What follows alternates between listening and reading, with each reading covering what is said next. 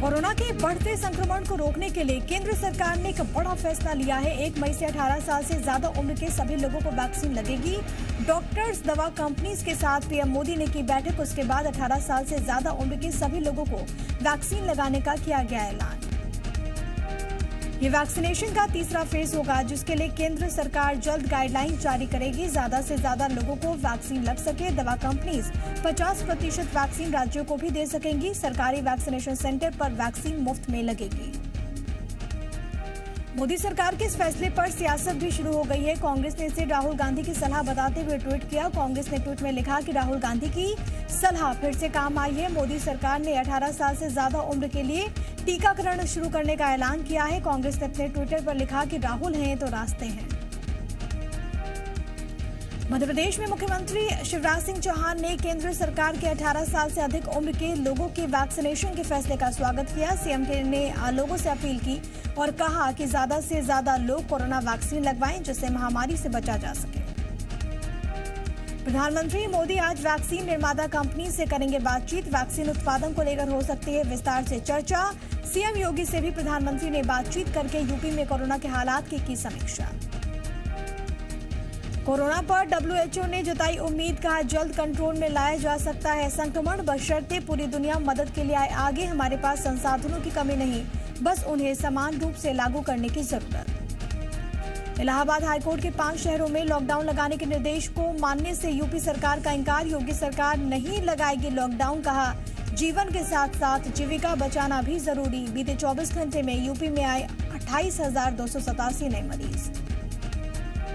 बॉम्बे और मध्य प्रदेश हाईकोर्ट ने भी दिए निर्देश, गंभीर मरीजों को 1 घंटे में मुहैया कराया जाए रेमडेसिविर इंजेक्शन। केंद्र सरकार इंजेक्शन का उत्पादन बढ़ाए।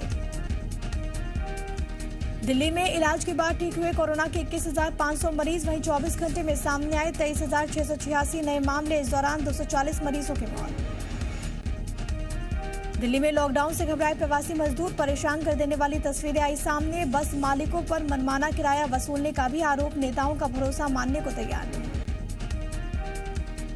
गुजरात सरकार ने राज्य में लॉकडाउन की आशंकाओं को किया खारिज। डिप्टी सीएम ने कहा लॉकडाउन लगाए तो छिनेगा लोगों का रोजगार। प्रदेश में मिले कोरोना के 11,500 नए मामले। यूपी के देवरिया में 1,000 रुपए जुर्माना भरने पर भी नहीं सुधरा युवक। नहीं पहना मास्क, अगले दिन फिर कटा 10,000 रुपए का चालान। छत्तीसगढ़ में जारी है कोरोना का कहर। 13,834 नए मामले आए सामने। रायपुर में 2,378, दुर्ग में 1,761, रायगढ़ में 958 नए केस मिले। प्रदेश में 165 मरीजों की मौत हुई। रायपुर में 68, बिलासपुर में 29 मौतें। जांजगीर चांपा धमतरी में 10-10 मौत। दुर्ग में 8 मरीजों की मौत हुई है। प्रदेश में एक्टिव मरीजों की संख्या बढ़कर 1,29,000।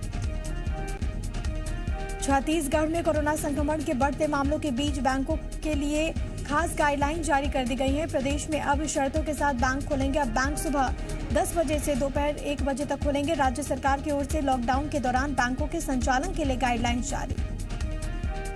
जिला कलेक्टर्स को निर्देश दिया गया है कि वो बैंकों को हब बैंकिंग सिद्धांत के तहत काम करने की अनुमति दे सके।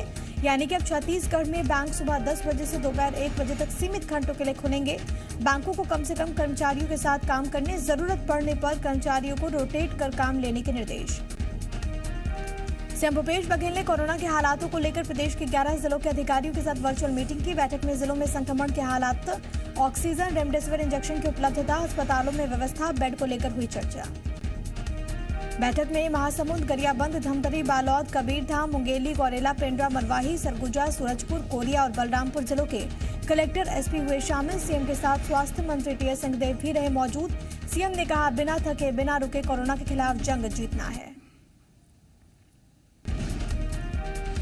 दुर्ग में जी मीडिया की खबर का असर हुआ है। लोकसभा सांसद विजय बघेल ने रेल मंत्री पीयूष गोयल को पत्र लिखा और दुर्ग स्टेशन पर खड़ी आइसोलेशन कोच का कोविड मरीजों के इस्तेमाल के लिए मदद मांगी। आइसोलेशन ट्रेन में 55 कोच हैं। 440 ऑक्सीजन बेड मौजूद हैं। मार्च 2020 में कोविड कोच तैयार की गई थी। आइसोलेशन कोच की खबरें को हमने प्रमुखता से दिखाया था, जिस पर संज्ञान लेते हुए सांसद विजय बघेल ने पत्र लिखा। मध्य प्रदेश में कोरोना का कहर जारी है। प्रदेश में कोरोना पॉजिटिव दर बढ़कर 25.03% हो गई। 24 घंटे में कोरोना के 12,897 नए केस मिले। सबसे ज्यादा भोपाल में 1703, इंदौर में 1698, ग्वालियर में 1157, जबलपुर में 877 नए केस मिले। कल प्रदेश में कोरोना से 79 लोगों की मौत हुई है। इंदौर, ग्वालियर में 7, भोपाल में 5 मरीजों की मौत हुई है। प्रदेश में एक्टिव केस बढ़कर 74,558। भोपाल में सीएम ने प्रभारी मंत्रियों से चर्चा की। बैठक में सीएम ने ऑक्सीजन, रेमडेसिविर इंजेक्शन की आपूर्ति, टेस्टिंग, कोरोना किट, आइसोलेशन पर चर्चा की। सीएम ने कलेक्टर्स से कहा कि जितने चाहिए उतने कोविड केयर सेंटर खोलने की छूट दे रहा हूं। राशि आपके पास है, जरूरत पड़ने पर और राशि भेजूंगा। सीएम ने कहा कि कुछ जिलों ने बहुत अच्छी पहल की है। सेंटर में ऑक्सीजन बेड रखे गए हैं, ऐसा हो सके तो आप करें। बैठक से मिली जानकारी के अनुसार प्रदेश में अब तक सरकारी और निजी क्षेत्र की सप्लाई मिलाकर रेमडेसिविर इंजेक्शन के 1,16,000 डोजेज आ चुके हैं। इसके अलावा मौजूदा वक्त में 390 मीट्रिक टन ऑक्सीजन उपलब्ध है।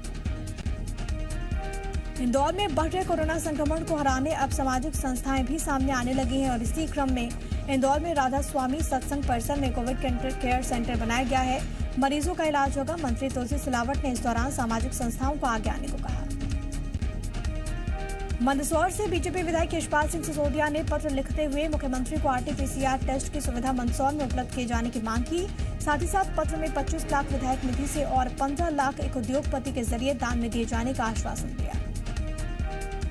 विधायक यशपाल सिंह सिसोदिया ने बताया कि मंदसौर और नीमच के मरीजों को रिपोर्ट के लिए 1 सप्ताह का इंतजार करना पड़ रहा है, जिस कारण मरीजों को इलाज में देरी हो रही है।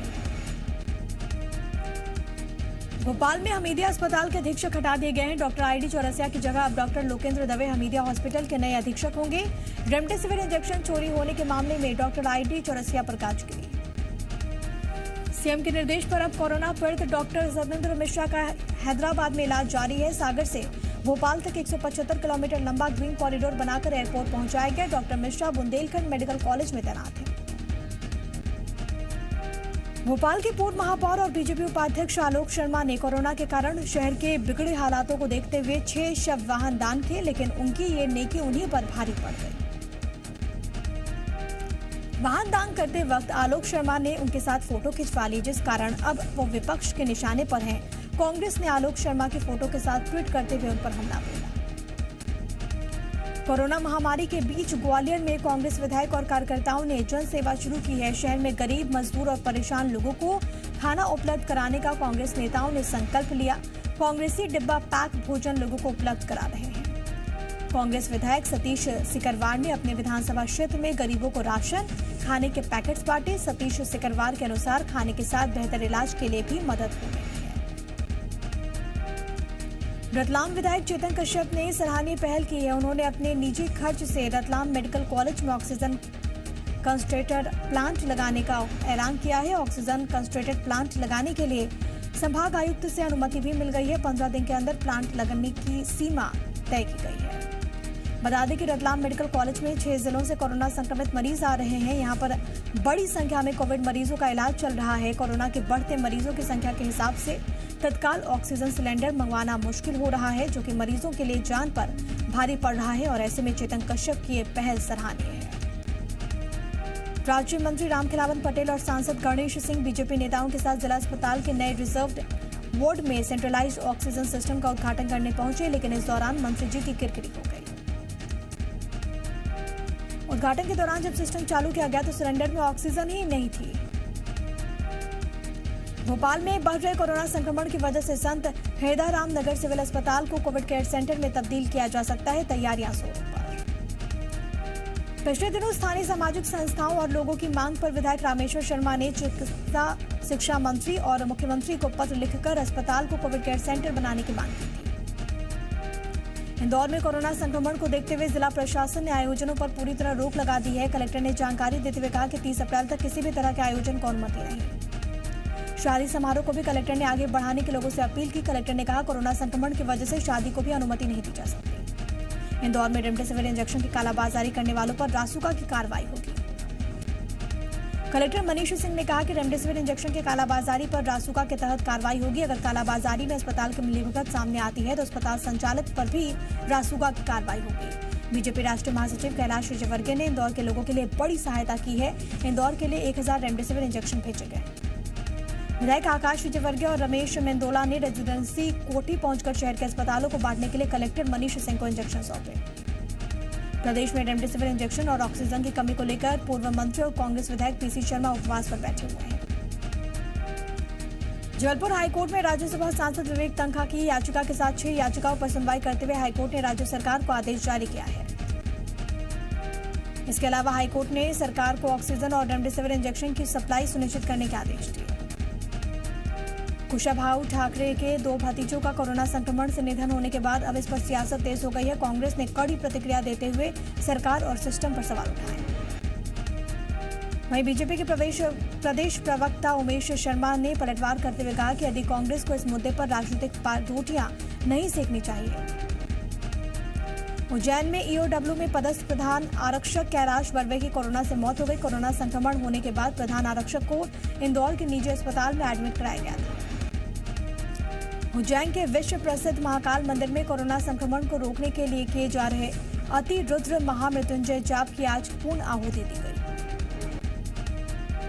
संक्रमण के खिलाफ महाकालेश्वर मंदिर समिति की ओर से आयोजित 11 दिवसीय अनुष्ठान के दौरान रोजाना 76 पंडितों ने 2 शिफ्ट में महारुद्र महामृत्युंजय जाप किया।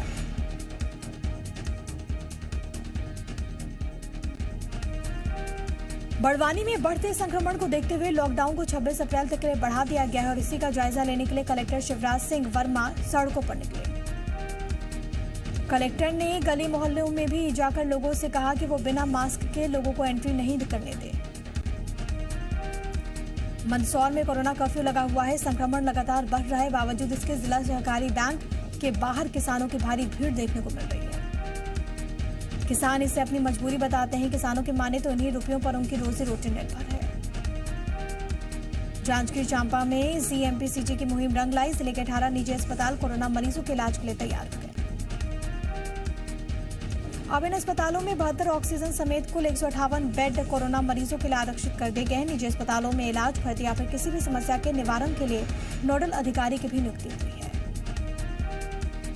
बीजापुर जिला प्रशासन ने एक अभिनव पहल की है। जिले में वैक्सीनेशन कराने आ रहे 45 साल से ज्यादा उम्र के लोगों को टीके के बदले 2 किलो टमाटर दिए जा रहे हैं।